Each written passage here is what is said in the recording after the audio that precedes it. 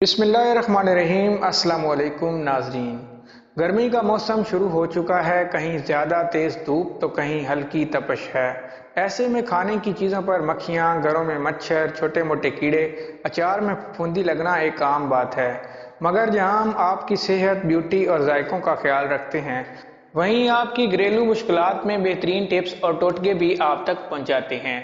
चलिए बताते हैं कि लीमू के अंदर यूं लौंग दबाकर रखने से कौन से बड़े फायदे होते हैं, ताकि आप भी इत्मीनान से ये मौसम गुजार सकें। मज़ीद मालूमात के लिए हमारे साथ जुड़े रहिए और वीडियो को एंड तक देखिए। अगर आपने अभी तक हमारे चैनल को सब्सक्राइब नहीं किया तो प्लीज़ हमारे चैनल को सब्सक्राइब करें, वीडियो को लाइक करें और बेल आइकन को ज़रूर प्रेस करें, ताकि हमारी आने वाली हर न्यू मालूमाती वीडियो का नोटिफिकेशन आप तक बर वक्त पहुँच सके। तो चलिए वीडियो शुरू करते हैं। इस्तेमाल करने की टिप: एक लीमू को दरमियान से काट कर उसमें 3 से 4 या लीमू अगर बड़ा है तो 6 से 8 लौंग इसके अंदर दबा दें।